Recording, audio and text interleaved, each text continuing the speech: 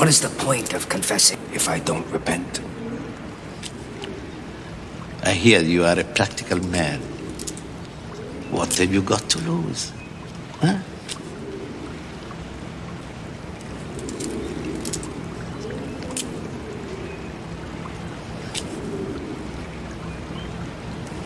Go on.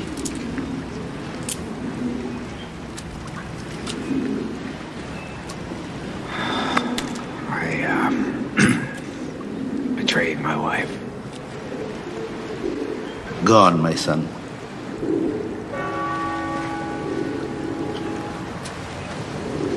I betrayed myself.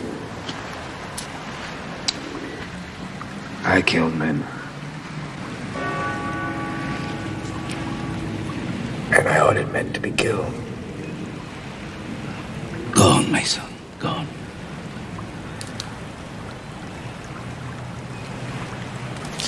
Nah, it's useless. Go on, my son. I killed.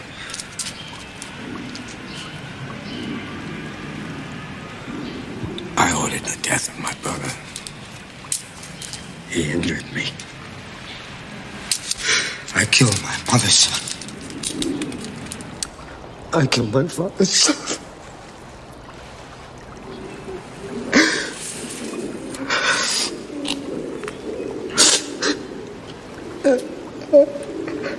Your sins are terrible, and it is just that you suffer. Your life could be redeemed, but I know that you don't believe that. You will not change. Ego te absolvo, in nome de Patris, Filii et Spiritus Sanctus. Amen.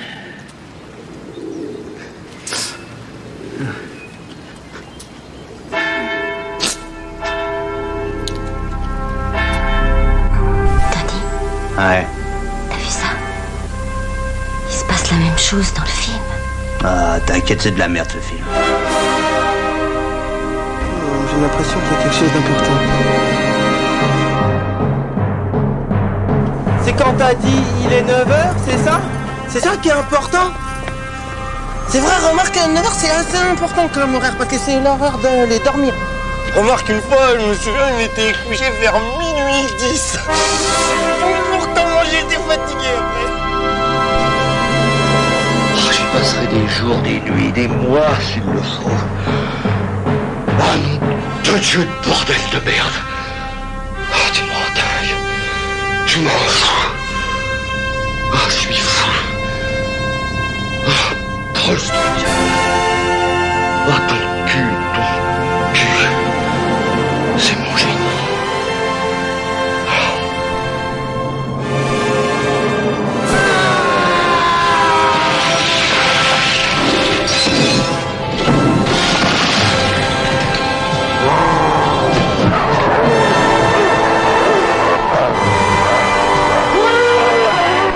Sarge.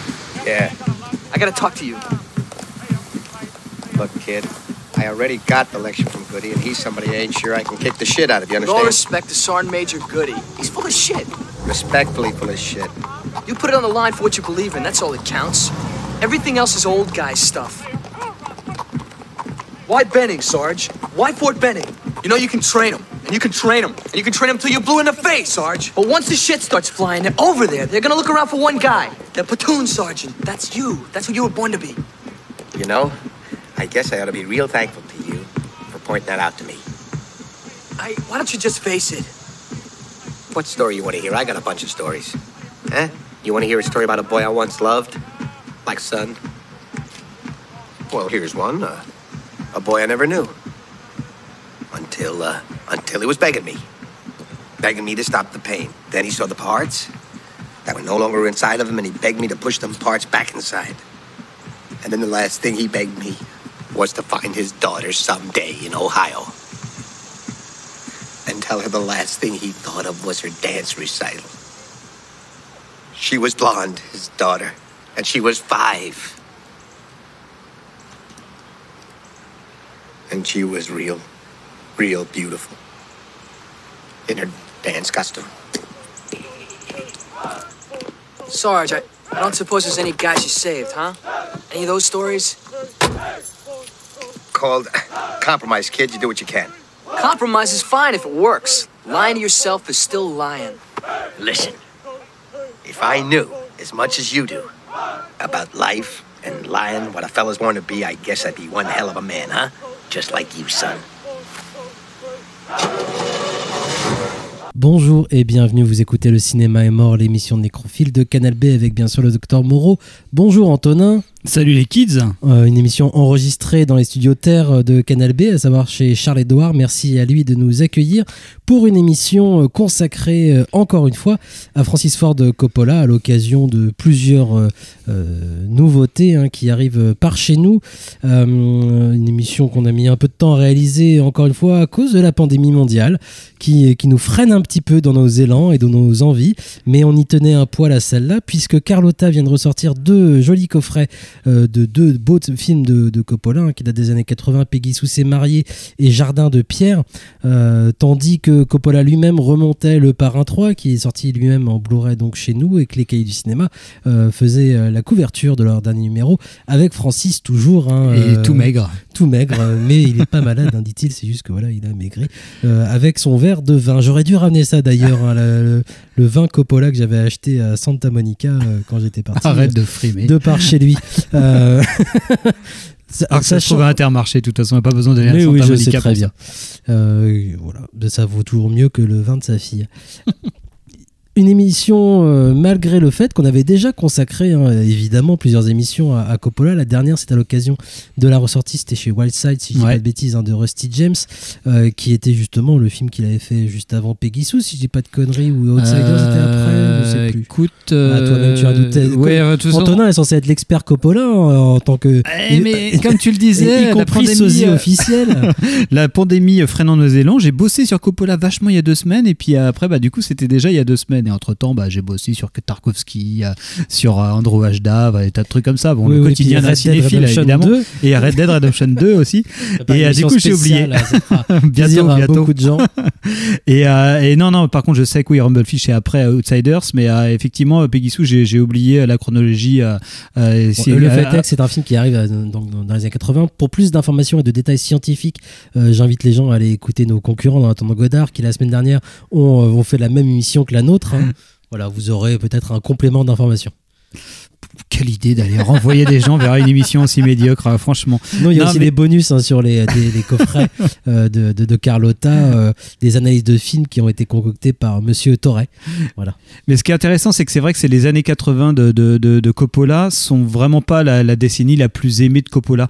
Et c'est vrai que là, on va parler spécifiquement de 3 films, de toute façon, qui sont parmi, d'une part, des petits trésors cachés, qu'on pourrait dire, c'est-à-dire des films pas trop, qui reviennent rarement en mémoire quand on pense à Coppola, et aussi à une décennie qui de toute façon est plus en demi-teinte. C'est vrai que je pense que Rusty James a une vraie notoriété, alors peut-être que je confonds mon propre ressenti avec un ressenti cinéphile un peu plus général, mais j'ai l'impression que Rusty James a un film qui a eu vraiment une sorte d'impact, et en tout cas qui est plutôt culte, mais Jardin de pierre reste un film assez méconnu, du fait aussi du peu d'éditions, DVD, vidéo. De la même manière que Les gens de la pluie, ils rentrent un peu dans cette catégorie vraiment intimiste du complètement cinéma de et c'est Coppola. Vrai qu'on est dans les années 80, et ce qu'il faut vraiment avoir en tête, c'est que Coppola, on l'identifie vraiment comme cinéaste des années 70, et pour cause, parce que clairement ses plus grands chefs-d'œuvre, ces chefs-d'œuvre imparables, des chefs-d'œuvre qui aussi ont un vrai impact actuel, contemporain sur la plupart des cinéphiles,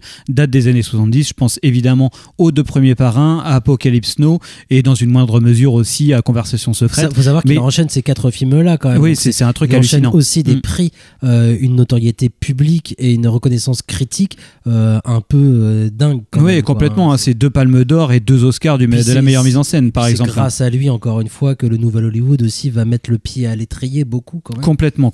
C'est un trajet de vie assez. C'est pour ça que c'est vraiment pas. On va essayer de faire cette émission la plus légèrement possible, et de toute façon, on y sera contraint parce qu'on est plutôt léger comme garçon. Mais par contre, c'est vrai que c'est un gros morceau du cinéma, et c'est vrai qu'on l'oublie souvent, mais Coppola, effectivement, c'est le parrain au au sens propre, parce que c'est clairement quelqu'un qui a commencé, qui a fait le rôle de parrain pour toute une génération de cinéastes, et je pense à des gens comme Scorsese ou De Palma et toute cette génération des années 70. Et c'est quelqu'un qui a commencé aussi dans les studios. Enfin, son premier film presque officiel, c'est un film avec Fred Astaire. Donc on a peine presque à imaginer. Rainbow, qui est pareil, assez indisponible. Ouais, qui est sorti, voilà, mais qui est pas un film qui est un film plutôt dispensable. Mais c'est quand même quelqu'un qui est assez âgé, qui est né en 1939 et qui a commencé à tourner très tôt, à tel point qu'il a tourné très tôt, mais pas du tout dans la même configuration que d'autres générations qui ont commencé dans un circuit plus indépendant, plus auteur. Lui, il a commencé dans un système de studio et qui a eu un rapport, on le sait, qui est très documenté par lui-même et par des historiens, plutôt conflictuel avec Hollywood, parce qu'il a voulu aussi squeezer Hollywood en créant son propre studio, American Zoetrope, qui du coup dont l'existence a connu une fin au tout début des années 80 avec son grand échec, qui est son film peut-être le moins connu maintenant, j'ai l'impression, c'est Coup de cœur. Et Coup de cœur, c'est son coup d'arrêt de son grand élan créateur des années 70. C'est fait partie de ces films auxquels on pourrait rapprocher par exemple Les Portes du Paradis de Cimino, New York de Scorsese, Sorcerer de William Friedkin, c'est-à-dire ce moment où tous ces cinéastes qui étaient sur le toit du monde ont dû redescendre brutalement parce qu'ils ont connu un film qui mobilisait des moyens financiers et esthétiques relativement hyper importants, et où ils étaient vraiment maîtres absolument de tous les ingrédients de leur art, qui se sont crachés complètement. Qui avaient les yeux plus gros que le ventre. Complètement. C'est-à-dire que c'est pas uniquement parce que faut aussi répéter ça quand même, hein. C'est pas uniquement parce que les budgets étaient gigantesques qu'ils se sont crachés. C'est parce qu'ils ont surtout dépassé leur budget en fait, hein. Ils ont dépassé leur budget, et je pense que tu avais multiplié par 10 parfois. Complètement. Donc ça ne correspondait pas. Ils travaillent malgré tout dans une industrie, ça ne correspondait pas à ce que cette industrie leur avait commandé. C'est des œuvres Coppola travaille beaucoup quand même par commande. Par commande, mais là, en l'occurrence, pour Coup de cœur, c'était clairement un film dans lequel il sortait d'Apocalypse Now, et Apocalypse Now aurait dû être quelque part, si l'histoire avait été écrite autrement, ça aurait pu être son Sorcerer à lui, ça aurait pu être son Porte du Paradis, ça aurait pu être le film qui se serait craché, parce qu'il en a presque toutes les caractéristiques d'un cinéaste. Est-ce que c'est vraiment on pourrait faire une histoire du cinéma là-dedans, là, un moment où les cinéastes se disent je vais aller dans la jungle, je vais aller me confronter mon côté démiurgique à la chose la plus indomptable du monde, c'est-à-dire la jungle. Et clairement, Apocalypse Now, ça aurait pu être ça si jamais le film n'avait pas fonctionné. Or, Apocalypse Now a été un gros succès public qui l'a complètement remis sur l'échiquier comme un grand nouveau Coppola, puisqu'il leur sort complètement. Ouais, il le rentabilise bien comme une vieille bouteille de vin. Ouais. Et c'est vrai que par contre, Coup de cœur, ça a été ce film-là, le film où l'accueil public a été nul, l'accueil critique aussi, et c'est vrai que c'est un film, il me semble qu'on en avait parlé peut-être un peu dans la précédente émission, James, ouais. Mais c'est un film qui est extrêmement spécial, parce que pour le coup, même si on peut le comparer avec des films comme on pourrait peut-être plus le comparer avec New York de Scorsese, mais on aurait du mal à le comparer avec Sorcerer ou La Porte du Paradis, dans la mesure où effectivement techniquement, on sait que Coup de cœur avait une ambition technologique hyper importante dans ses modes de tournage. On reviendra peut-être pas trop précisément là-dessus, mais par contre, c'est vrai que dans son sujet même, c'est un film, au contraire, c'est presque un drame en chambre, mais filmé avec les moyens d'une épopée technologique de wagnérienne, quoi, tel que Coppola avait pu dans le genre dans lequel Coppola, on aura tendance toujours à non pas à l'enfermer, mais c'est vrai que le premier mot auquel on va penser quand on dit Coppola, c'est ce côté très démiurgique, parce qu'il y a le parrain, parce qu'il y a Apocalypse Now. Or, finalement, les années 80 vont être finalement dévolues par choix et par contrainte plutôt à des films plus restreints dans leur ambition romanesque apparente. Quand on pense à des grands films comme Outsiders ou Rumblefish ou Peggy Sue ou Jardin de Pierre, et même du coup Le Parrain 3 quelque part, on est quand même dans des films qui sont plus des drames intimistes, quelque chose qui ne vont pas du tout être du côté de l'épique quelque part, et c'est quelque chose qui fait que cette décennie-là est peut-être moins cartographiée dans l'imaginaire cinéphile aussi, parce qu'elle ne correspond pas à cette idée du personnage Coppola qu'on peut avoir de prime abord, alors que c'est vrai que quand on essaye d'englober la filmographie filmographie de Coppola, moi déjà je trouve, à chaque fois que je me repenche dessus, je me dis c'est hallucinant, enfin la variété en fait fou du cinéma de Coppola. De se replonger dans le cinéma de Coppola aujourd'hui, moi c'était un plaisir de préparer l'émission quand même, se replonger dans le cinéma de Coppola, c'est revoir tout ce que peut être le cinéma en fait. Ce qu'il a de plus spectaculaire avec par exemple Apocalypse Now, ce qu'il y a de plus fou et de plus spectaculaire, de plus définitif même avec Le Parrain, qui moi me laisse sur le cul à chaque fois que je le vois, parce que dans le premier Parrain il n'y a absolument aucune image, aucun élément à jeter en fait, tout te paraît à la fois parfait mais plein de vie, surprenant, alors que je le connais par cœur aujourd'hui. C'est des images qui m'ont profondément marqué, je pense, et il n'y a rien à acheter. Et puis tu continues, Conversation secrète, sans aller trop loin dans les années 80 ou 90. Conversation secrète reste particulièrement surprenant aussi à ce niveau-là. C'est fait entre Le Parrain 2 et Apocalypse Now. C'est dingue de se dire ça. Et tout ce que tu vois constamment, il accompagne en plus les esthétiques, les époques en fait, clairement, et il les annonce même. Tu parlais de coup de cœur, c'est vrai que le film était un gros échec, visiblement le film était aussi un peu trop en avance. Il serait sorti peut-être 5 ans plus tard, il n'aurait pas eu du tout le même accueil, j'en suis absolument convaincu, ce qui vaut sans doute pour d'autres films, et ils mettent parfois très très longtemps en fait avant d'être appréciés à leur juste valeur, et je suis convaincu que des films des années 90 de Coppola reviendront ensuite, même si je sais qu'ils sont beaucoup plus faibles. C'est aussi son grand problème, de toute façon, Coppola, c'est qu'il a démarré avec une première décennie qui était absolument folle, et qu'ensuite il souffre de la comparaison. Il aura toujours, je pense, ce souci-là, il souffrira de la comparaison. Ces derniers films n'ont pas du tout l'accueil de ces premiers, et c'est entre guillemets normal. Ils sont pas au niveau. Ouais, et je pense qu'ils sont pas, d'une part, ils sont pas au niveau, mais on le dira, je pense, au fur et à mesure de cette émission. Par rapport aux 3 films dont on va parler, c'est quand même des très grands films, mais je pense que c'est une question d'échelle, quoi. Enfin, il nous a habitués non pas à une échelle de qualité, mais à une échelle d'amplitude, de justement ce côté très opératique, très vaste, très centripète quelque part. On a l'impression que c'est des mondes entiers qui se déploient devant nos yeux, quoi. Et alors qu'après, les autres films vont être plus des films qui vont être, qui vont être au contraire, j'inverse, mais qui vont être plus centripètes, alors qu'avant c'est plutôt centrifuge. On a l'impression que d'un coup ils te racontent l'histoire d'un pays, quoi. Alors qu'après on est plus dans des drames plutôt intimes qui vont centrer sur un petit groupe de personnages ou un petit écosystème, voilà. Et il y a ce truc là. Mais moi je trouve ça, là où je me dis Coppola, pour moi de toute façon c'est clair que dans le cinéma américain des années 70 il y en a 2 qui sont le haut du panier. Pour moi c'est lui et Cimino. Je pense que là quand si je devais faire les top 10 des cinéastes américains, ça serait Cimino et Coppola qui se baseraient pour avoir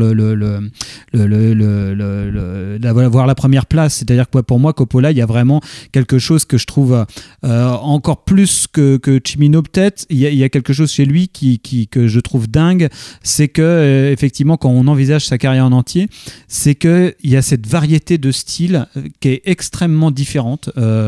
Se dire que Apocalypse Now, c'est la même personne qui fait Apocalypse Now, que Le Parrain, que Peggy Sue, que Rusty James, je me dis il faut vraiment faire un double programme Apocalypse Now, Jardin de Pierre. Oui, ouais, c'est complètement différent, et c'est quelque chose qu'on ne va pas retrouver du tout chez Scorsese. Moi, chez Scorsese, si vous nous suivez, vous savez qu'on n'est pas spécialement fan de son cinéma, mais prendre quelqu'un comme De Palma aussi. De Palma, il y a une unité de style de tous les films. On penser à quelqu'un comme Fleischer en fait, comme Richard Fleischer, dont on a souvent parlé, qui adaptait, qui faisait partie des studios, clairement, qui adaptait son style au sujet. Oui. Et Coppola est clairement dans cette idée-là. Tu vois, tu disais tout à l'heure qu'il a démarré avec les studios. Je pense qu'il a grandi de toute façon lui aussi.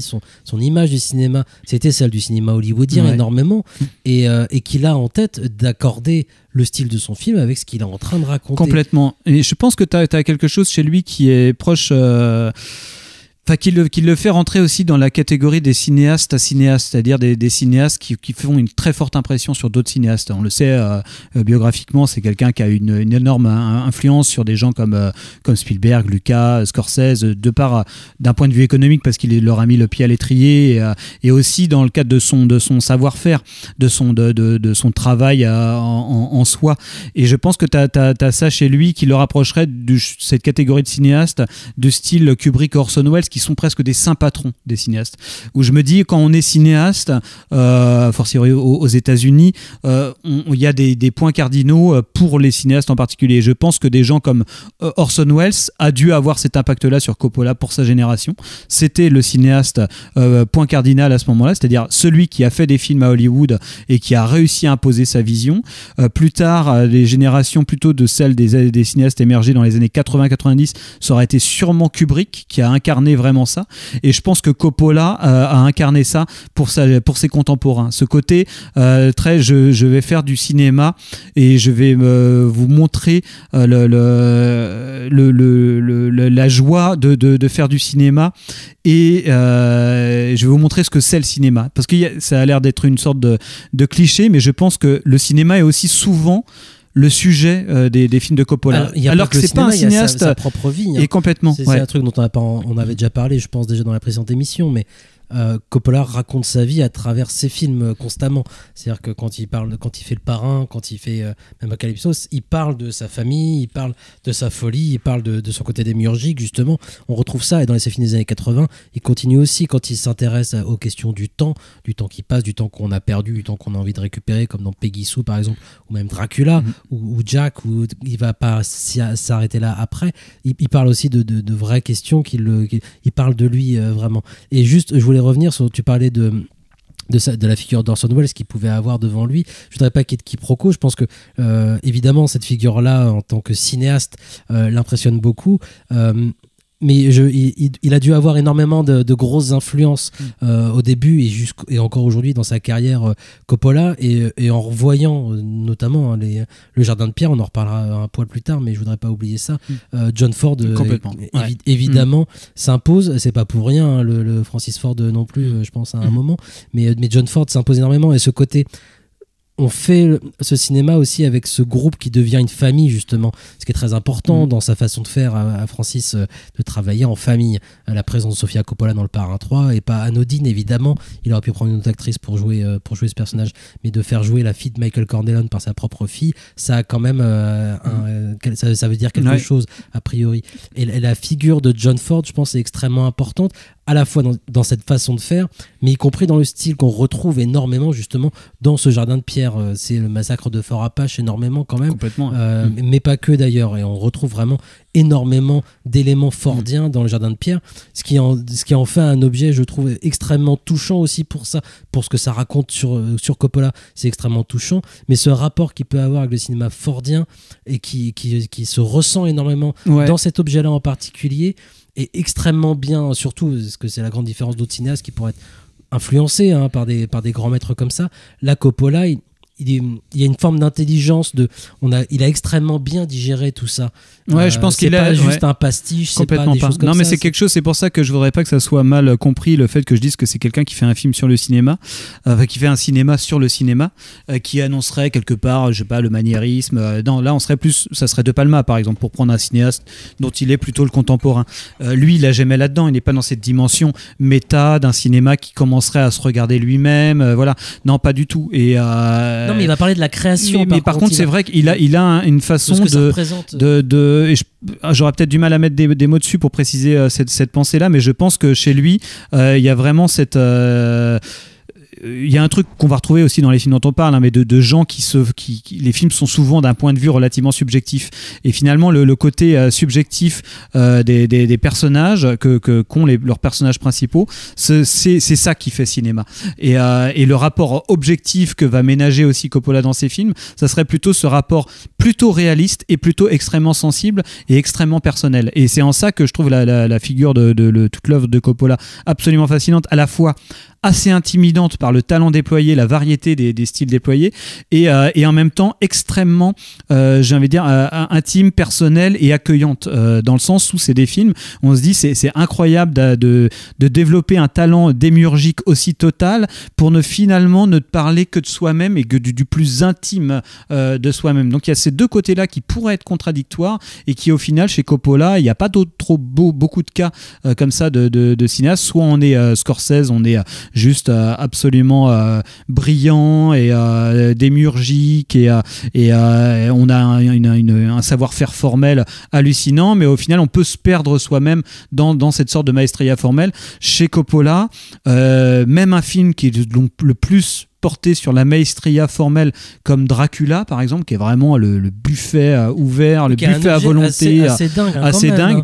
Je dis, pareil, quand même le style est adapté au sujet complètement et à ce que ça raconte. Et il y a quand même un rapport plutôt très émouvant dans le film, qui n'est pas c'est pas mon film de Coppola préféré, mais j'ai halluciné à redécouvrir ça, c'est un film que j'avais pas vu depuis sa sortie, je crois, qui est un film où on se dit mais c'est trop beaucoup en termes formels, quoi, c'est vraiment trop beaucoup, et en même temps tu te dis ah putain c'est vraiment émouvant, et je sens qu'il a projeté une émotion à lui dedans, vraiment très forte. On démarre peut-être, avant de faire une première pause, revenir peut-être justement, on en parlait un petit peu de ce Peggy Sue s'est marié, qui est l'un de ces films, j'ai envie de dire léger, c'est-à-dire qu'il y a un ton, c'est très coloré, c'est voire carrément pastel, il y a on retrouve une idée de la comédie du remariage, des choses de ce genre dans le film, ce qui apparaît après justement ce qu'on disait, hein, les Rusty James, les Outsiders, où on avait des concepts esthétiques qui étaient beaucoup plus prononcés quand même, et puis quelque chose de vraiment sombre. Là on est dans la comédie presque, avec des acteurs justement comme Jim Carrey, comme Nicolas Cage, qui vont renforcer cette impression, mais ça reste doux amer, ça reste très très très émouvant. Je te laisserai peut-être en causer un petit peu, parce que je sais que tu es un peu plus attaché à ce film que moi, qui m'est toujours apparu comme un espèce d'anti-Code Quantum en fait, ce qui n'est pas mal pour autant, hein. Mais je sais que c'est quelque chose qui m'avait marqué la première fois que je l'avais vu, et déçu sans doute, hein, mais c'est plus le cas aujourd'hui. Le fait que Code Quantum, tout le monde le connaît puisqu'on a fait une émission spéciale là-dessus, hein. Mais on retourne dans le passé pour le modifier, parce qu'il y a des erreurs qui ont été commises dans le passé, et il y a une lutte constamment pour modifier ces erreurs. Là, même si le personnage se met ça en tête, une fois qu'elle va se rendre compte qu'elle revit sa jeunesse, puisque c'est ça l'histoire de Peggy Sue, hein, une femme mariée qui va divorcer avec des enfants, tout ça machin, qui va revivre une partie de sa jeunesse. Non, il n'est pas question de modifier quoi que ce soit dans ses choix, mais plutôt de profiter au maximum des choses qu'elle avait pu laisser glisser, on va dire, quoi. Moi, c'est un film que j'ai redécouvert, hein, que j'avais déjà vu et que j'avais plutôt bien aimé lors de ma précédente vision, mais que je trouve effectivement mérite vraiment d'avoir eu cette belle ressortie chez Carlosa, parce que je trouve que c'est vraiment un film vraiment magnifique, et qui finalement qu'on a toujours, hein, comparé. Alors effectivement, toi tu cites Code Quantum, mais là la référence qui vient principalement, c'est on va dire une série beaucoup plus connue que ça, c'est celle de Retour vers le futur, parce que le film en est quasiment le contemporain, hein, quasiment à quelques années près, et qui finalement a un positionnement philosophique ou esthétique radicalement différent, c'est-à-dire que oui, ce passé ne peut pas n'est pas changé, et c'est juste quelqu'un qui est projeté dans le passé, dont elle va devenir spectatrice quelque part, et se redécouvrir soi-même, et finalement accepter son présent, quoi. Le rôle du spectateur, encore une fois, très important de toute façon chez complètement. Chez ouais. On a que, comme chez tous les grands démiurges aussi, on a des cinéastes un peu des personnages qui sont soit des personnages spectateurs, soit des personnages metteurs en scène. Par exemple, le Parrain, on a des personnages, c'est Michael Corleone qui va devenir passer de rôle de spectateur à rôle de metteur en scène, on a vraiment ce truc-là. Et là, dans Peggy Sue, il va dire que c'est presque le premier film où il rencontre frontalement vraiment sa thématique principale, hein, qui est vraiment le temps, et lui-même Coppola l'admet volontiers, hein. Il y avait déjà des tas de discours et toute une thématique déployée dans beaucoup de ses films là-dessus, mais de façon un peu plus sous-jacente. Je pense à Rusty James, où il y a même un petit monologue de Tom Waits qui parle de ça, du rapport au temps.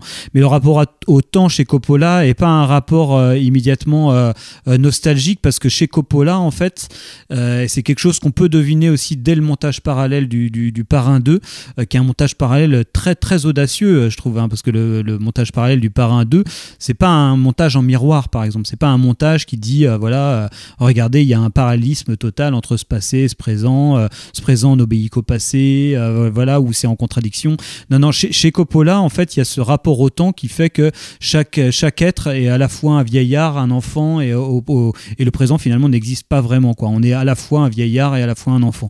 Et chez Peggy Sue, il y a vraiment ce truc-là de film qui commence avec ce personnage de Kathleen Turner qui, au passage, moi je trouve merveilleux. Ça m'a donné envie de revoir plein de films à Kathleen Turner, parce que c'est toujours une actrice qui m'a... Serial Mother de John Waters. Oui, c'est ça que je voulais revoir, et je sais que moi c'est toujours une actrice qui m'a vraiment marqué.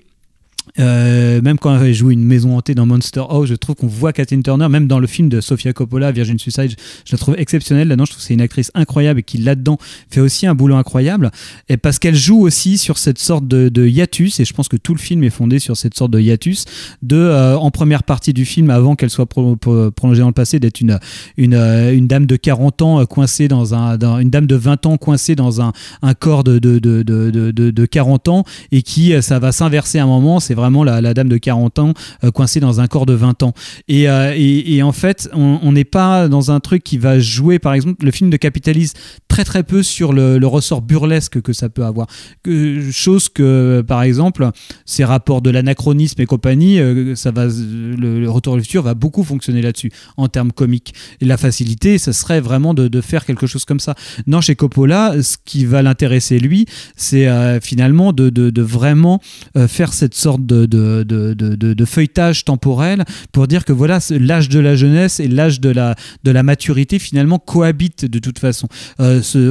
Chez Coppola, dans tous ses films, de toute façon, il y a une mise à mal de la linéarité. On a toujours le passé, le futur, le passé et le présent qui cohabitent. C'est même le cas d'Apocalypse Now, où finalement Martin Sheen, c'est une version plus jeune de Kurtz. Le parrain, voilà, on doit avoir Michael, comment il va devenir Vito, mais il est déjà Vito. Mais déjà dans le premier. Et déjà dans le premier, on a vraiment quelque chose qui va voir. Dracula, c'est ça, il incarne le personnage de Vlad, de différents strates de sa vie, et on sent qu'il a un rapport au temps extrêmement personnel, et qui est, je trouve, d'une assez grande profondeur philosophique, et qui dans Peggy Sue, sous des attraits de films beaucoup plus légers, je pense, porte à une sorte à la fois de mélancolie, mais jamais complètement triste. Je pense qu'il y a ce truc de la comédie du remariage, comme tu le disais, qui est vraiment le genre de comédie... pour ceux qui ne sauraient pas ce que c'est, ces fameuses structures de scénario où au début du film un couple s'est séparé ou se sépare, et tout le film va s'écheveler à les remettre ensemble. C'est un genre qui a été beaucoup travaillé au fil des décennies, voilà, qui date des années 40, je crois, et qu'on peut chaque avoir. Décennie a le droit à un film qui va retravailler ça. Voyage à deux, voire même Eyes Wide Shut, tu vois, dans les années 2000, ça reste des films qui vont se reposer peut-être sur... Mais traités différemment. Et complètement. On pourrait croire que ça serait par exemple une sorte de mode de récit assez réactionnaire, où il faut, par exemple, d'un point de vue politique, ça serait vraiment ce truc, quelque chose a été cassé, il faut que le récit vienne le réparer, parce que de toute façon, non, la situation initiale était bonne à la base. Donc finalement, le récit n'est là que pour réparer quelque chose qui de toute façon est bon à la base. Mais la façon dont il a de mener cette chose-là, je la trouve vraiment hyper émouvante, et ça porte un sentiment que je trouve assez inédit, qui est pas du tout nostalgique, qui est dans une sorte effectivement de mélancolie et de joie de l'instant présent, qui est assez folle. C'est ça la bonne idée quand même, c'est qu'elle revient dans le passé pour profiter de l'instant présent qui est celui du passé. C'est là où l'idée de Coppola est très très forte, qui sera réexploitée. Je reviens encore à Quantum, je suis désolé, parce que du coup il y a deux séquences notamment, c'est le rapport aux grands-parents qui est extrêmement touchant, mais même les parents, la façon dont Peggy Sue va retrouver ses parents au tout début du film, ils sont pas morts, mais voilà, elle les retrouve jeunes, et puis c'est ses grands-parents par contre qui sont décédés, donc là du coup retrouver les parents, il y a un premier coup de téléphone qui est bouleversant où elle peut pas parler, et puis la séquence finale où elle va aller voir ses grands-parents, qui est une séquence que je trouve super belle, où elle va être super honnête avec eux, en plus ça machin, une séquence qu'on retrouvera dans un des épisodes les plus connus de Quantum, où il retourne dans sa propre peau et retrouve ses parents qui sont pour le coup décédés, et c'est bouleversant bien évidemment, et il y a ce truc on retourne dans le passé pour profiter du présent, de ce présent-là, qui est très très beau, je trouve, en fait. Et je m'étais posé moi une grosse vraie question en fait il y a déjà quelque temps, hein. C'était pas que par rapport à Coppola, mais en partie il partageait ce truc là de la question du temps énormément avec quelqu'un comme Bergman qui le traitait très différemment, hein, bien évidemment, mais je me suis vraiment demandé, mais est-ce que c'est pas juste un truc de vieux con même, parce qu'il y a un moment t'arrives à un certain âge et évidemment tu te dis putain, j'ai fait les 2 tiers de ma vie, ça me fait mal au cul quelque part. Et je me demande s'il n'y a pas un peu de vrai là-dedans. Moi, c'est vrai qu'il a fallu que j'attende d'être encore plus vieux que je ne l'étais quand j'étais jeune pour apprécier en fait c'est sûr, ces trucs-là et me dire ah oui mais c'est sûr. Je pense que Peggy Sue, ça sert à rien de regarder ça quand t'as 20 ans en fait. Je pense que tu vas pas du tout être touché par ça. Enfin, je pense effectivement Rumblefish, Woodsiders qui ont un rapport au temps particulier. Là, tu peux les voir quand t'as 20 ans. Direct avec l'adolescence, avec le sentiment. Peggy Sue, sous ses atours de comédie un peu teenage et tout, c'est clairement un film de vieux quoi. Et c'est un film qui pose sans arrêt cette question-là de la projection. Et c'est vrai que on a cette chose-là dans Peggy Sue qui est superbe, c'est que tous les personnages se projettent quelque part quoi. Et on a d'abord Peggy Sue qui est projetée dans le passé et qui elle-même est la seule à pouvoir profiter de ce présent du passé. Et tous les personnages qu'elle côtoie ne font que de passer à l'avenir. Ils se projettent à leur mariage, soit en barbecue maison, party, soit Nicolas Cage qui pense à son avenir de chanteur. Et personne n'est dans le rapport à un présent immédiat, si ce n'est Kathleen Turner qui, encore une fois, je rajoute, je pense que Kathleen Turner est merveilleuse à jouer à la fois complètement dans l'action, dans le présent, et en même temps est hyper forte dans son type de jeu d'acteur pour au tout début du film, elle est presque spectatrice d'elle-même. On voit bien dans des regards qu'elle peut lancer et tout. On voit bien qu'elle s'écoute dire des trucs. Elle cache à moitié son divorce avec Nicolas Cage. Et après, elle est géniale d'être toujours dans l'instant et de se regarder vraiment, pour le coup, prendre de la joie d'être dans l'instant quoi. Et ça, quelque chose de presque excessif dans certaines séquences quand elle se redécouvre, quand elle apprécie vraiment sa jeunesse. Il y a quelque chose d'excessif dans son jeu, et en même temps à la fin, une fois que le film est terminé, sur l'ensemble, moi j'avais l'impression de me dire c'est quand même assez subtil la façon dont elle exprime tout ça, alors même que parfois son personnage pouvait être un peu excessif, mais il y a quelque chose d'assez subtil là-dedans qui coïncide encore une fois totalement avec la mise en scène, qui pareil va pouvoir utiliser de certains effets et très voyants, hein, notamment quand elle va tomber dans les pommes ou des choses de ce genre, des surimpressions, des trucs. Souvent, il y a beaucoup de machinerie chez Coppola, mais il y a les fameux plans d'ouverture et le plan de fermeture du film qui distillent une vraie étrangeté, et quand on la regarde, et on devine pourquoi. C'est des plans vraiment truqués, de faux plans de miroir qui sont assez dingues et dont on devine que ça a dû être très dur de mettre en place des plans-là techniquement, et qui sont vus peut-être par une personne sur 10, je pense, sans se faire voir. Et en même temps, qui de toute façon sont ressentis par tous les spectateurs, hein, dans l'effet que ça fait. Je pense il y a beaucoup ce truc-là chez Coppola, qui a ces rapports à la scénographie qui sont très forts, qui passent des fois par des trucs de machinerie assez forts, mais qui vont pas du tout être identifiés. Je pense à l'Idéaliste, où il avait dû monter un plateau avec le plafond qui baissait et qui montait suivant la degré dans l'avancée dans la narration. Les plafonds montaient ou descendaient, mais c'est des trucs qui sont pas du tout m'as-tu vu en fait quoi, mais qui vont distiller un truc. Donc tu as ce rapport à la scénographie qui est très fort. Hein. Et ce que là où je voulais en venir aussi, c'est dans une autre mesure, mais ce rapport à la subtilité, justement, au fait de mettre vraiment quelque chose en place sans être m'as-tu vu, ce que j'appelle du coup être subtil, hein, et qui se ressentira, je pense, encore plus justement dans Jardin de Pierre, qui fait juste après, m'a fait penser, moi, énormément, et c'est Jardin de Pierre, hein, qui me fait penser surtout, mais évidemment à Ford, mais en fait à Lumet. C'est-à-dire qu'on parlait tout à l'heure justement des années 80 pour toute cette génération de cinéastes, enfin notamment pour Coppola, hein, c'est vrai, une décennie qui est un peu moins reconnue, en tout cas aujourd'hui, hein, pour lui. Et c'est vrai que la plupart des cinéastes des années 70 sont reconnus pour leurs années 70 et beaucoup moins pour leurs années 80, à raison pour beaucoup, hein, je pense. C'est vrai que quand on regarde ce qu'a fait Friedkin par exemple dans les années 80, c'est même s'il y a un ou deux trucs très très bien évidemment, c'est moins impressionnant que ce qu'il a fait avant. Pour Coppola peut-être aussi, c'est vrai qu'on n'est pas forcément à la hauteur des parrains de Conversations secrètes et d'Apocalypse Now, ce qui n'empêche qu'il y a un cinéaste qui déroge à la règle, c'est Lumet, où Lumet, ce qu'il a fait de mieux dans sa carrière, c'est sans doute dans les années 80. Ça n'empêche pas qu'aujourd'hui, malgré tout, le cinéma des années 80 de Lumet est lui aussi complètement oublié. Ouais. C'est vraiment une moins maintenant, moins qu'il y a 5-6 ans. Mais mais ça reste la moitié des films, au moins de Lumet des années 80, sont aujourd'hui invisibles et inconnus. Lui aussi, on se rappelle surtout de son travail avec Al Pacino. En fait. Mais oui, voilà, c'est ça. C'est-à-dire qu'il est reconnu encore aujourd'hui, en tout cas par le public et par même beaucoup de critiques, je pense, pour ce qu'il a fait au cours des années 70, mais pas du tout pour les années 80, qui sont sans doute ses meilleurs films. La question, c'était est-ce qu'il n'y a pas vraiment justement une espèce de non, peut-être pas de blocage, parce que je sais que les copies sont pas disponibles, donc à partir du moment où on ne voit pas les films, on va pas non plus pouvoir les encenser, c'est sûr, mais il y a un vrai souci avec cette décennie qui sans doute regorge d'échecs, de trucs moins bien, de choses comme ça, mais si c'est pas le cas, on peut pas s'en rendre compte non plus, c'est-à-dire qu'on voilà. C'est une bonne question et vous avez 5 minutes pour y répondre. C'est ça. I don't know how y'all survive in that hotbed of communism, down there working at that post and all. Now that's something. Yeah, Prov down the Potomac. Yeah, well, working for Senator Irvin and all, I was about to ask you the same thing. Ooh, now, sugar.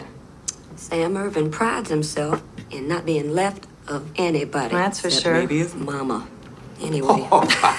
Except these two red-blooded American stormtroopers right here. Oh, is that what brought you boys together, right-wing politics?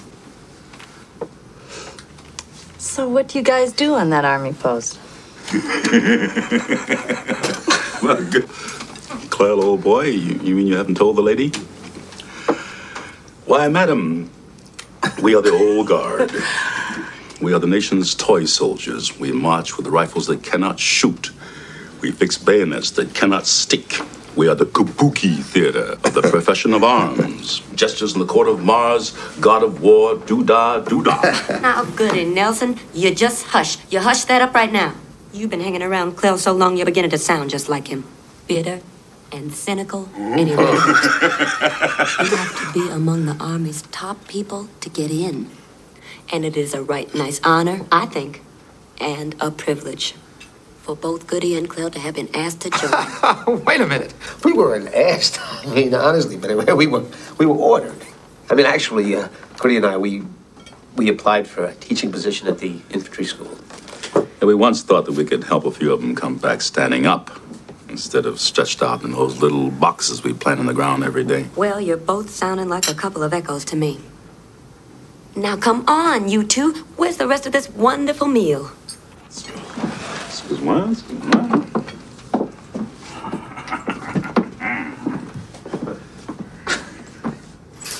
So how did you meet Goody? Well, one day a constituent from home walked into Senator Irvin's office, and he wanted a tour of Fort Myer. So I took him on the tour. Play a little, Betty. Your sudden attack of good taste is surprising. I mean, that is some classy-looking woman. I do believe I could drag my balls over and make her brown blood. You promised, Goody, please stop, will you? I'll do it. Now let's get back in there so I can ogle them gals some more. Yum. I fell in love with a sergeant major on the spot, as any well-bred, genteel Southern girl would have. Oh, that's beautiful. Make a hole. Make it wide. Yeah. There you have it. Looks like these two are really getting along. Here's to us and those like us. Damn few left. Most of them are dead. Brucia la luna in cielo e io brucio d'amori. Fuoco che si consuma come lume cori. L'anima ghiaccia, dolorata, non si dà pace, ma chi m'ha nuttata. Lo tempo passa, ma non aggiorna, non c'è mai soli, si non torna. Brucia la terra mia e abbrucia lume cori.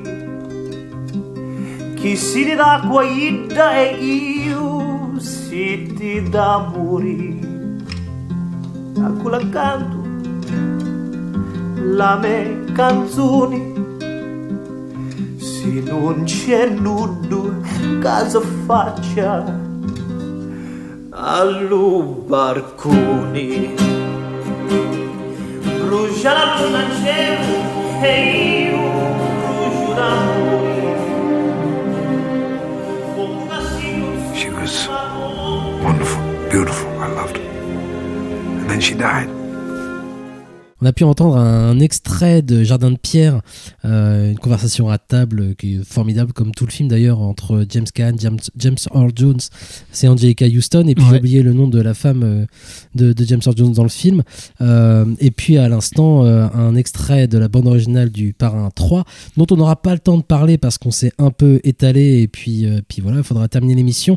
Mais il était quand même important, je trouve, de revenir sur Jardin de Pierre, qui est encore plus que Peggy Sue, comme tu le disais, a été un peu oublié, et heureusement qu'il apparaît en DVD dans ce beau coffret aujourd'hui, pour des raisons aussi de droit vidéo, comme tu le disais. C'est pas uniquement par rapport à la qualité ou à la notoriété du film, c'est qu'il était assez peu disponible, et comme je disais, qu'il ferait un excellent double programme aussi avec Apocalypse Now, puisque Coppola revient à nouveau sur cette guerre du Vietnam, mais comme il a été beaucoup dit, je vais pas revenir forcément là-dessus encore, mais du point de vue, sur le territoire américain, dans un cimetière, et qui suit le service de la vieille garde, qui va enterrer du coup tous les soldats qui reviennent du front, qui va suivre le personnage de James Caan, qui lui voudrait aller entraîner les soldats avant qu'ils partent, et puis un tout jeune Bleubeat qui lui voudrait partir sur le front, et que James Caan va prendre sous son aile comme si c'était son fils qu'il ne voit plus d'ailleurs.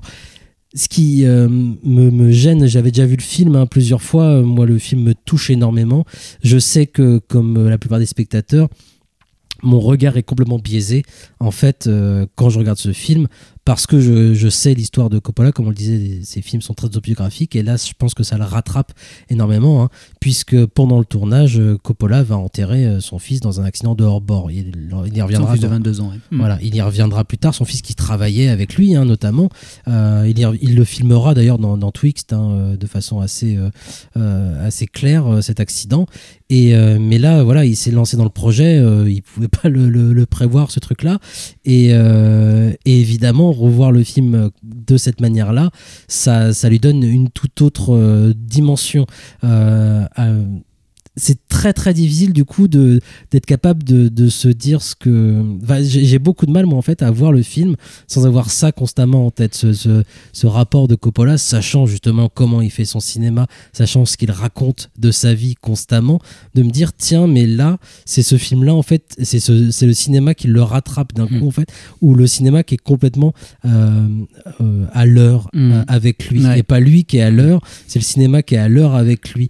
Et il y a quelque chose là-dedans qui me bouleverse, lui-même qui est obsédé par le temps, et là d'un coup il y a quelque chose qui part dans tous les sens pour moi quand je vois ça. Et au-delà de ça, il y a autre chose, j'en ai parlé du rapport, ce côté fordien de ce film qui détonne dans le reste de la cinématographie de Francis Ford. C'est vrai, comme on le disait, il adapte en général son style à ce qu'il est en train de raconter. Alors on avait cette espèce de film fantastique avec Peggy Sue, il va enchaîner ensuite avec Le Parrain 3 et Dracula, donc dans des formes opératiques, voire complètement baroques. Et là on a quelque chose d'extrêmement sobre qui va justement avec ces cérémonies, avec ce décor, avec la tradition qui est très importante au sein de cette vieille garde. Et le style de Coppola va avec ça, sans lui donner non plus un côté justement grandiose de la cérémonie. On est dans la cérémonie intime constamment, donc du coup son style va rester aussi à ce niveau-là. Ce qui me fait penser, ça pourrait être pour moi Lumet qui aurait pu tourner ce film-là, et ça me trouble vachement en fait de voir ce truc-là. Le fait est qu'en plus que ce que ça raconte, c'est l'histoire en elle-même est bouleversante, et ce rapport aux personnages, aux acteurs, qui me ramène encore à Lumet encore une fois, parce que même si je sais que Coppola est sans doute un très grand directeur d'acteurs, il en a fait preuve régulièrement précédemment et même plus tard, là James Caan par exemple pour moi crève l'écran, et surtout on a beaucoup parlé de lui aussi dans d'autres émissions ou articles à ce sujet, mais James Earl Jones donc est plutôt connu pour Conan ou pour la voix de Dark Vador ou des choses comme ça, là est absolument grandiose. Ouais, c'est assez incroyable, et c'est vrai que ce côté Ce qui est amusant avec ce film, c'est que c'est un film à la fois qui est un film endeuillé de par le côté biographique de ce savoir extra-diégétique de la mort du fils de Coppola et du père, même de sa structure. Hein, où on apprend dès le début, on devine assez vite finalement que l'enterrement sur lequel s'ouvre le film, c'est celui du personnage qu'on va découvrir 15 minutes plus tard. Donc on sait déjà que ce personnage va mourir, hein, on le devine très très vite. Donc, et le film se ferme sur cette même scène d'enterrement. Donc on voit que c'est un film qui est porté par la mort. Mais je trouve que c'est en ça aussi qu'on peut retrouver un côté fordien, c'est que c'est aussi un film qui est quand même rempli de vie et de douceur et aussi qui n'appuie jamais sur les antagonismes sur lesquels il est fondé. Finalement, c'est souvent le cas chez Coppola, il y a des antagonismes, mais pas tant que ça chez Coppola. Il y a jamais des personnages, enfin il doit y en avoir, mais des personnages qui s'affrontent complètement, quoi. Mais ça va de pair avec les relations aussi affectueuses, c'est-à-dire qu'elles sont pas affichées d'emblée. L'affection que les personnages vont avoir entre eux s'immisce en fait petit à petit et sans tambour, justement. C'est-à-dire qu'ils vont se rapprocher, ils vont même devenir amis, ou des personnages sont déjà amis, mais sans qu'en tant que spectateur on le sache ou on s'en rende compte tout de suite. Et du coup ça va venir petit à petit, c'est par petites touches constamment jusqu'à ce qu'à la fin du film en fait ça prenne, en effet. C'est comme si on avait un tableau qui était peint vraiment par petits morceaux, et puis c'est à la fin où tu vois l'ensemble constamment. Oui, complètement. Et je pense que cette scène même qu'on a dont vous avez diffusé non pas un extrait mais quasiment dans son intégralité, qui est une scène qui finalement vient rejoindre des personnages qui sont pour le coup des fois des personnages relativement opposés, que ça soit au niveau politique, parce que c'est un film qui fonctionne aussi là-dessus, des antagonismes politiques par rapport à la validité de l'engagement de l'armée américaine au Vietnam. C'est un film qui est très fordien aussi, dans le sens où c'est un film qui se pose sans arrêt la question de comment on fait tenir quand même tout ça, quoi. Comment on fait tenir un groupe de gens avec leur antagonisme et compagnie, et qu'il faut quand même faire tenir tout ça. Et le film quand même s'évertue à faire exister cette communauté, et non pas que la communauté militaire de la famille de ce bataillon qui officie à Arlington, à Washington. Mais aussi comment on l'a fait tenir avec aussi les antagonismes politiques des Angelica Houston, qui joue une journaliste du Washington Post, dont on devine très bien qu'elle est plutôt de gauche. Et en fait tous ces personnages là vont quand même s'entendent, ils se fritent et tout ça, mais ils vont s'aimer, et je trouve que c'est vraiment le coup de moi c'est ce qui m'a le plus touché dans le film, je trouve merveilleux, c'est l'histoire d'amour entre James Caan et Angelica Houston, qui est vraiment merveilleuse, quoi. Et encore une fois qui est filmé avec beaucoup de sincérité, de finesse, et jamais par coup de force, quoi. Il y a cette fameuse petite musique de Coppola qui fait que tout nous paraît extraordinairement sincère et sensible, et vraiment très bien senti, quoi. Avec des personnages, et c'est peut-être là aussi où tient la force à la fois de cette histoire d'amour et de ces relations entre tous les personnages d'ailleurs, c'est qu'on a toujours des personnages qui disent, alors même qu'on est dans un cadre militaire, qui disent ce qu'ils ont sur le cœur en fait, et qui sont extrêmement sincères. Il n'y a pas de faux semblants à aucun moment dans le film. On cache pas une émotion, on cache pas une idée politique, on cache pas un truc. Tout le monde est constamment honnête dans ce film en fait. James Caan qui lui travaille dans ce corps d'armée où tu es censé fermer ta gueule pas mal. Il est opposé d'une manière un peu subtile à la guerre parce qu'il pense qu'elle est très mal menée. Il va le dire clairement à son supérieur, Dean Stockwell, Code Quantum, je le rappelle. On en revient encore. Hein, toujours, attention. C'est le centre névralgique du cinéma américain. Ce couple Angelica Houston en effet et James Caan est sans doute particulièrement touchant parce qu'ils sont en effet opposés sur beaucoup de sujets politiques. Ils se retrouvent sur des choses essentielles, comme pourquoi est-ce que lui il veut retourner retourner au front, qui n'existe pas d'ailleurs. Pas forcément retourner au front, en tout cas il veut entraîner les soldats justement pour sauver des vies, parce qu'il y a un moment il se retrouve sur des questions essentielles, que le prix de la valeur d'une vie humaine en fait, qui leur tiennent à cœur. Et voilà, c'est par plein de petites touches comme ça, c'est jamais des dialogues, alors même que je pense avec n'importe qui d'autre, ou en tout cas avec beaucoup d'autres réalisateurs, on aurait eu le droit justement à des conflits moraux très appuyés, très écrits, didactiques ou je sais pas quoi. Là non, c'est des petites touches subtiles constamment. Et c'est un film qui infuse en fait. Ouais, énormément. complètement. Mais ça, c'est marrant parce que je pense que c'est un film aussi qui permet de mettre en évidence une des choses qui pourrait être présente absent dans le cinéma de Coppola, c'est la politique en fait. Coppola, politiquement, c'est assez difficile de le définir. Il y a un côté chez Lumet, on voit bien, même si c'est le cinéaste du gris, voilà, il va y avoir des forces politiques qui vont être en présence. On voit très bien où ça se dirige quand même. On va prendre De Palma, on a un côté beaucoup plus critique chez De Palma, une dimension beaucoup plus critique contre une certaine voie de la société américaine. Chez Coppola, il y a une façon d'embrasser tout le vivant en fait, qui est très visible là-dedans, qui est très fordienne, hein, justement, d'embrasser un peu tout, qui pourrait dire, bah voilà, on pourrait, il embrasse toute la société en fait, quelque part. Il y a un côté du coup non pas politique, parce que finalement c'est vraiment, vu qu'il embrasse toute la société, tout est politique, donc il y a un côté où on peut voir où il en est, mais par contre qui n'est pas du tout asséné. Lui, il va réussir à ménager vraiment quelque chose de plutôt très dialectique quoi, là-dedans, quoi. Il est temps malheureusement de se quitter, on n'aura pas le temps de parler du nouveau montage du Parrain 3. On aura bien l'occasion, je pense, dans les années à venir, de revenir sur Coppola, déjà parce qu'il est quand même assez vieux. Il fera probablement une autre version du Parrain 3. Et puis il y aura quelque chose comme ça. On attend un nouveau montage de plein d'autres films de Coppola. On attend des sorties DVD, hein. J'espère que Tucker arrivera chez nous un jour. Tucker qui fait juste après Jardin de Pierre justement, et qui pour le coup est dédié à son fils, et qui parle justement de comment créer au sein d'une industrie quelque chose qui nous tient à cœur alors qu'on ne sait pas faire, parce que c'est quand même ça Tucker, il faut vraiment revoir ce truc là. Je rappelle que donc Peggy Sue et Jardin de Pierre sont sortis chez Carlotta. Le Parrain 3 lui c'est chez Universal, Paramount, c'est vrai, Paramount.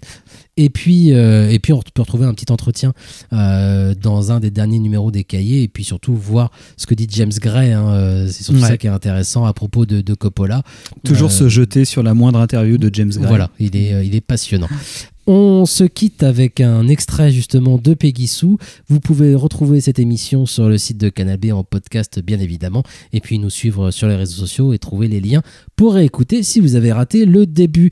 On se quitte, merci à vous de nous avoir écoutés, merci Antonin d'avoir participé à cette émission, à très bientôt. Merci. Ciao. À vous, des bisous. Charlie, was I dead?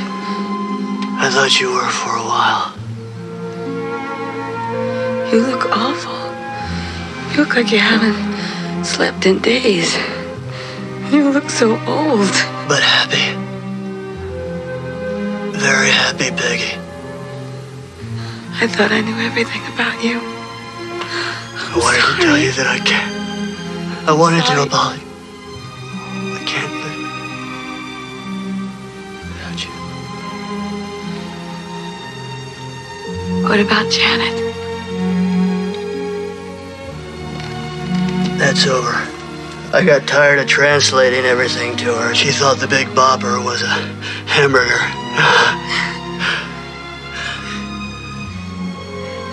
Who are all the flowers from? Everyone. Maddie and Arthur, Carol and Walter, Richard Norvik. And here's a book by that guy in high school, Michael Fitzsimmons. He dedicated it to you.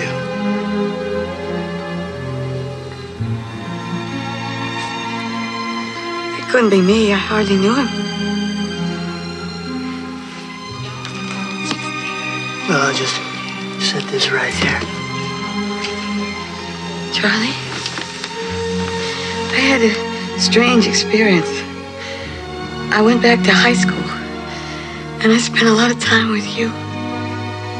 You and Walter and Leon were singing I Wonder Why. Oh, God.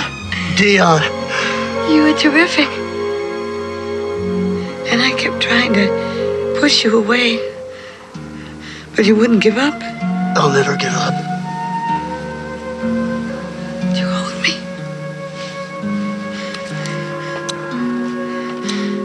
Oh, Peggy.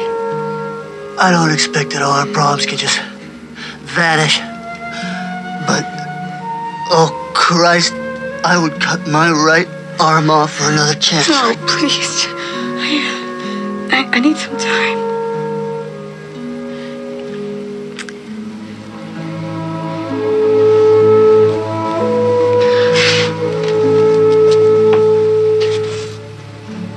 I'll let you get some rest.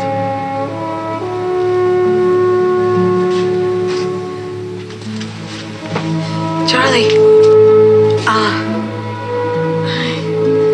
I'd like to invite you over to your house for dinner on Sunday with your kids.